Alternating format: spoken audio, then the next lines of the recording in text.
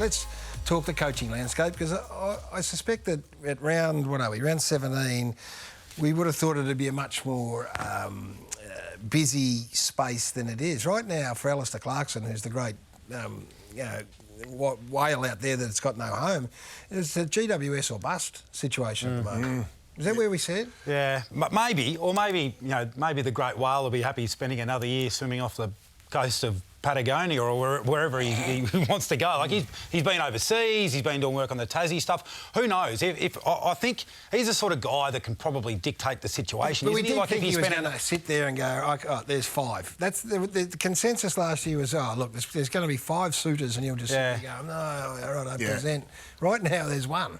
And will there be more? I guess that's the question. Why the rush? Lee Matthews spent 3 years out of the game, in between Collingwood and Brisbane. So you can't have more than 1 year out of the game and come back in and still have success. So, yeah, that is a real insight. I just can't see him sitting coaching the GWS. I just can't see him out in the bright lights of GWS coaching, Gaz, and I'm not sure how keen. There was sort of murmurings about Essendon, but I don't think that's going to come to fruition. I think Ben Rutten's safe there. We'll talk about it more broadly in a moment, this whole coaching scenario. You watched the Kangaroos on the weekend. They're the other at the moment that have a man, and we're not death riding David Noble at all, but he's under review at the moment. Their performance lends itself to the speculation. I'm not sure where it sits with him, but you watched them play on the weekend. They were impressive in the weekend, but, it doesn't look great for David, does it? Obviously under a review from Jeff Walsh. He did the review of Carlton. One performance can't change the No, that's very knee-jerk reactors. Essendon are safe now on the back of a couple of wins. Well, they've been good the last 6 weeks. They've been a lot better. But, Jeff Walsh's been around a long time. He's not going to get caught up in one performance. But, I was interested in, Ross Lyon's comments about Jaden Stevenson on the weekend. He obviously did that game. And I just thought, why wouldn't Ross Lyon be a perfect fit for North Melbourne? And, he asked the question, how was his fire burning so brightly only 9 months ago when he as good as had the job at Carlton, and now all of a sudden he's lost to the coaching world. Now, I class him as a premiership coach, because you need a bit of luck to get over the line. He got teams to 3 grand finals. He's been a super coach with 2 different clubs. Why is Ross Lyon off the table now? Is he gun shy after the... Because it got messy with him and Carlton last year. Potentially, but I also think he's... Well, I know him well. I know he's really happy doing what he's doing at the moment. It would need to be... I think it would need to be a different sort of circumstance to try and lure him back into the coaching fold. Are you saying like some sort of handover, like a succession plan? Succession. Yeah, I think it would need to be a unique situation to. So not a long-term commitment. I don't think so.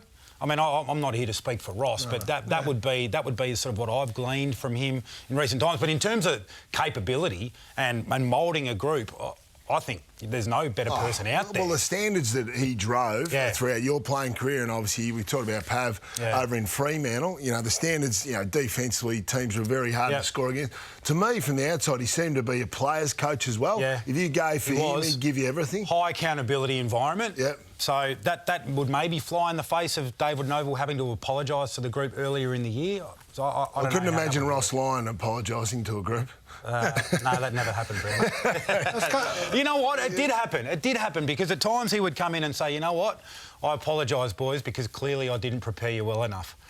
Is that right? I'm not sure. I'm not sure it's a genuine. Thinking about coaches today, I had some time on my hands, so I did some homework. Every single AFL club this century, bar Geelong and the West Coast Eagles, have had a situation where they've had to move a coach on during the year. And that is put an interim coach on and then, look, every single club's done that over the journey. I can go through it here. The clubs, and we're speaking broadly, the clubs hold on to coaches for too long. And Damien Hardwick could coach Richmond for another 10 years, I reckon, given what, and Bevo's a coach of a premiership coach. Ken Hinkley's done a great job with Port Adelaide. If you're the coach's manager, though, you would have had to have sat down with those blokes and said, are you happy where you're at? Should we be looking at 13 years, 10 years, 8 years? Leon, would they have done it with Leon Cameron last year? So Leon Cameron, six games into the season, we go, we thought, is there a situation where we just hold on and then we get... Because the history tells you yes. There's coaches here throughout the whole that get to around 10, 12, 14 and go, oh, well, you know. It's a great point, Gaz, because the two people that spend the most time with the players, usually obviously the head coach and probably the fitness coordinator, aren't they? And so there is a life cycle. There's no doubt, it's 7 to 10 years. And yes, the premierships no doubt buy you some time and buy you some credits in the bank. No, and as it should. As it should, but that doesn't necessarily mean that it's going to end well. But this is the coach as well. That's right. So the coach falls in love with his players and the club and everyone else, but are they going to sit back and go, OK, I've had a great run here, but now it's time for me to go to a new environment? I know what you're saying, but I think a coach falls into the same boat as the players in that sense, that you always think, well, if this and this goes right next year, then we could do this, and I want to be a part of it. History says that but that's right. On so it's not up to the coach, I don't think, to be proactive and say, you know what, I think I've run my race here. So you mentioned Ross Lyon was.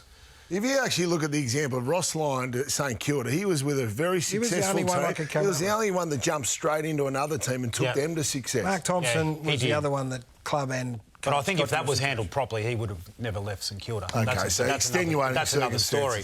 Not handled properly by the football. Of those, and the interim coaches. So who are the other ones that you mentioned? Hardwick. Who are the other ones that you think are in that situation Bevo, right now? You know, Bevo is at a side now. As I said, he's got credits in the bank that made can a have grand him, final last year. Yeah, could have him there forever and a day. Well, these are the aggressive moves that you got to sit down and go, OK, am I the right fit for the club after 8 years, or in Ken's case, 10 years? Or so it's about the tenure, not the coaching ability. So and Bevo might go, hey, I am absolutely. What about a coach swap?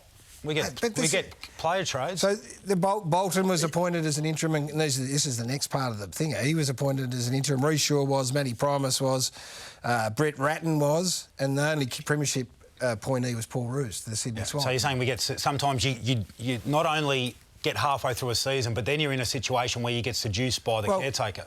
Well, seduced or otherwise, you make a decision on that basis. But again, anecdotally, that was also... It's a good point. You're saying this is as much about the energy of the coach going to a new challenge. You know, I think trying to reinvigorate themselves and move on, say, I've got as much as I've wrung the towel dry with this group, let's move on. So they need to hear a different voice. What I'd need to do, challenge myself. So what I'd need to do is go and ask Neil Craig, Michael Voss, David Teague, Mick Malthouse, Nathan Buckley. These are all coaches, James Hird, who got to a stage during the year where an interim was put in. You know, Rockety, to get Leon, Peter Schwab, Dean Bailey. All these coaches say, OK, let's sit down and ask you genuinely the year before, could you have gone early? And save this sort of situation unfolding? The Leon Cameron situation. Great point. Again next year. Anyway.